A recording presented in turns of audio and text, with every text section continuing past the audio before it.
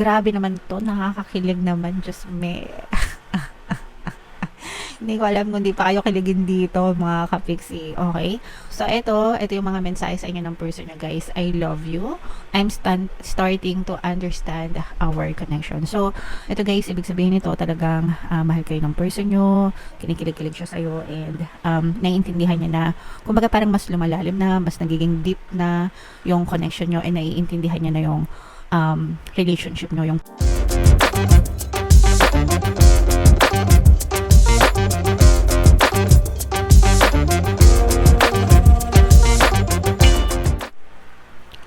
hello guys, hello Sagittarius, welcome back to Pinoy Pixie Tarot. Ang pamagat ng episode natin for tonight is OOTM, Oracle of the Month, para ngayong December para sa Sagittarius, Sun, Moon, Rising, Sign, and Venus. Meron tayong tatlong set ng decks dito guys. Ito yung para sa spiritual message nyo, ito yung para sa life messages, and ito naman yung para sa love life, mga kapixie.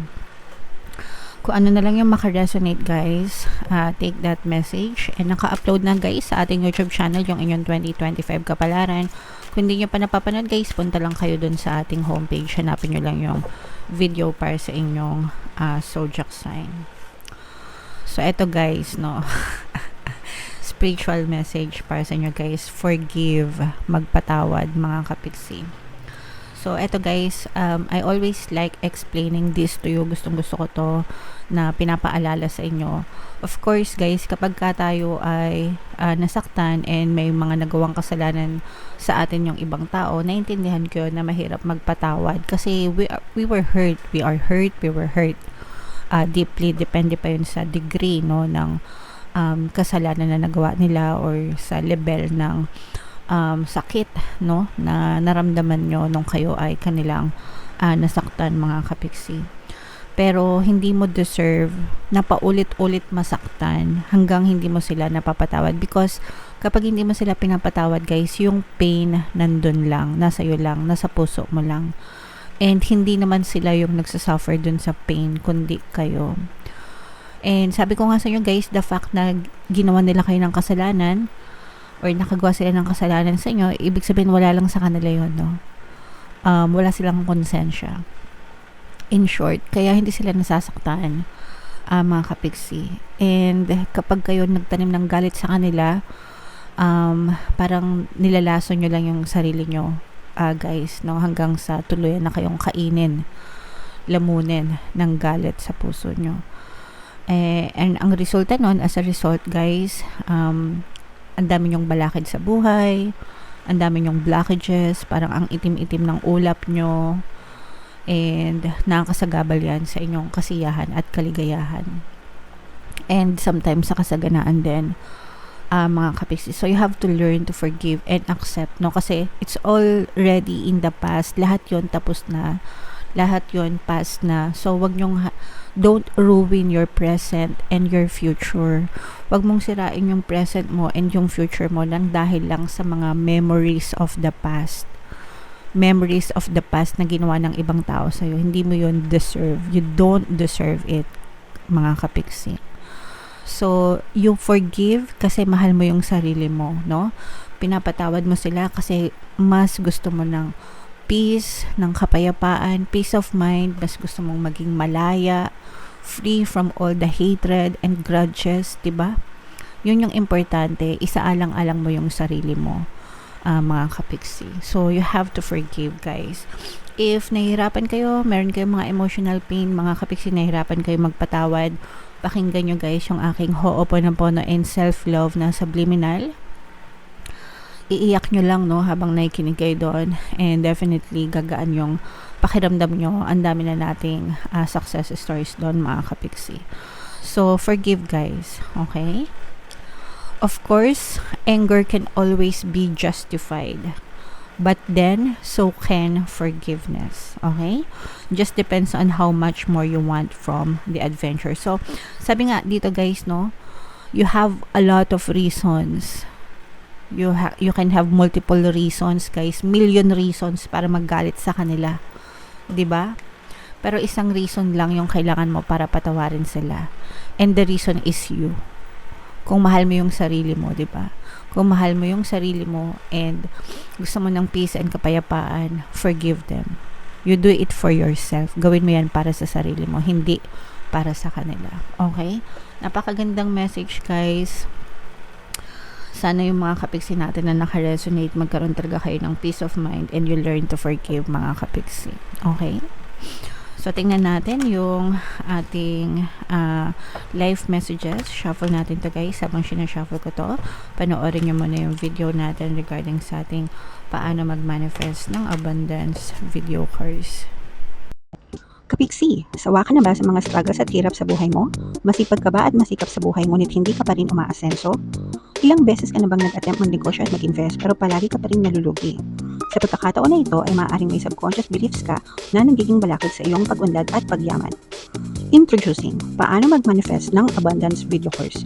Dito ay matututunan mong ma-overcome ang mga balakid mo para tuluyan ka ng umunlad, umasenso, sumagana, maging matagumpay, successful at maswerte sa iyong kabuhayan, pera, trabaho, negosyo, salapi at kaperahan ng bonggang-bongga. Dali, mag-send na ng email sa pinoypixietaro@gmail.com at simulan na ang iyong pagyaman ngayon. Alright, so sa lahat ng gusto mag-avail ng course, guys, mayroon tayong 500 pesos na discount until November 30, kaya mag-avail na kayo, mga kapiksi. And ito yung ating live messages for you, Sagittarius. We have the maze and the snow. So, eto guys, for some of you, ibig sabihin nito parang confused kayo, no? Nawawalan kayo ng direksyon sa buhay or hindi masyadong malinaw yung direksyon nyo, no? Kung makikita nyo kung saan-saan na yan papunta, mga kapiksi, diba? So, dadating talaga tayo doon sa point ng buhay natin na hindi natin alam kung ano yung gusto natin, kung pabago-bago yung isip natin, nalilito tayo, 'di ba? May mga hinahanap tayo na hindi natin mawari kung ano. Lalo na pag nagkakaedad na, 'di ba? Comment down below sa mga nakaka-resonate. Pero just keep on going and keep on persisting, mga kapiksi. Magpahinga, no? Maganda. Pinaka the best is magpahinga muna kayo. Mag-recharge ng energy nyo, quiet your mind, mga kapiksi, no? Talk to yourself, ganyan, find peace within yourself, mga kapiksi, and kapag kalmado na kayo, mas makakapag-isip na kayo ng maayos. So, para kumalma, guys, pinaka the best talaga yung meditation, as in, kapag nagme-meditate kasi kayo, guys, that tumatahimik yung isip nyo. And kapag tahimik na yung isip nyo, doon na kayo mas makakapag-isip ng maayos, maliwanag. Kaya nire-recommend ko talaga na palagi mag-meditate kahit once a day lang. Kung di kayo marunong mag-meditate, guys, meron tayong Tagalog guided meditation, pampawala ng stress and anxiety, no? So, hanapin nyo yun. Nandun lang yun sa ating homepage, guys. Alright?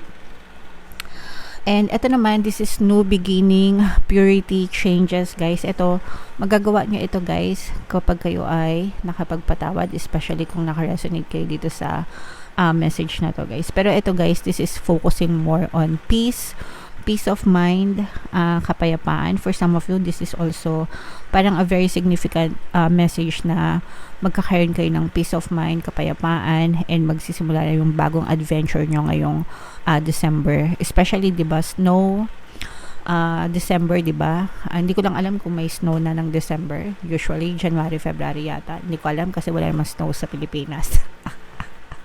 Pero nangangamoy snow na, 'di ba? So ibig sabihin, start a new life, mga kapiksi. That's for you. And ito naman yung ating love life mensahe sa inyo ng inyong person, guys. Habang sinashuffle ko to, naka-flash sa screen nyo yung ating bagong course, paano mawala ang third party at magkaroon ng harmonious na relationship para mawala yung mga kabit na mga jowa nyo, guys. 20% discount naman yan until November 30, kaya mag-avail na kayo. Grabe naman to, nakakakilig naman, just me. Hindi ko alam kung di pa kayo kiligin dito, mga kapiksi. Okay? So, ito yung mga mensahe sa inyo ng person nyo, guys. I love you. I'm starting to understand our connection. So, ito, guys, ibig sabihin nito, talagang mahal kayo ng person nyo, kinikilig-kilig siya sa'yo, and naiintindihan niya na, kumbaga parang mas lumalalim na, mas nagiging deep na yung connection nyo, and naiintindihan niya na yung relationship nyo, yung purpose ng relationship nyo, yung purpose nyo sa isa't isa. Kahit na matagal na kayong magjowa, na sometimes kasi jowa-jowa lang kasi for the sake na magka-jowa lang, 'di ba? Maging in a relationship lang. Minsan nagjo-jowa kahit hindi mahal, parang trip lang, gusto lang, 'di ba? May mga ganon. Pero kapag nandun na sa relationship, doon talaga nade-develop yung feelings, yung pagmamahal, yung connection sa isa't isa, mga kapiksi. So dito, it shows na talagang lumalalim na or malalim na yung pagtingin sa'yo ng person mo, and whatever happens, mahal ka ng person mo. So syempre, ito hindi naman to excluded sa mga pagsubok and challenges. Wala namang relationship, guys, na hindi nagkaroon ng problema. And actually, healthy yun, no? Kasi kapag nagkakaproblema kayo, nagkakaintindihan kayo, nalalaman nyo, nakikilala nyo yung isa't isa. So, healthy yun. It's part of, pag-grow ng relationship. Pero ang importante, guys, is at the end of the day, mahal ka pa rin ng person nyo, mahal nyo pa rin yung isa't isa, and mas lumalalim na yung connection nyo, mga kapiksi. Okay? And mas nagmamature na rin yung person mo. Alright? So, yeah, mind nyo na yan. Mahal na mahal ako ng person ko. Yay! Ako'y kinikilig. Kinikilig ako sa inyo, guys. Okay, so comment down below if naka-resonate kayo dyan, mga kapiksi, and kung saang message ba kayo naka-resonate, dito ba sa spiritual, dito ba sa life, or dito ba sa love life messages. Comment down below, guys. Ito yung ating 2025 kapalaran, panoorin nyo na, and ito naman yung ating success stories ng paano mag-manifest ng abundance video course. Click here to subscribe, guys, and ito yung ating mga pampaswerte subliminals. Thank you for liking, sharing, and subscribing. See you next time. I love you all, mga kapiksi. Have a nice day. Bye-bye.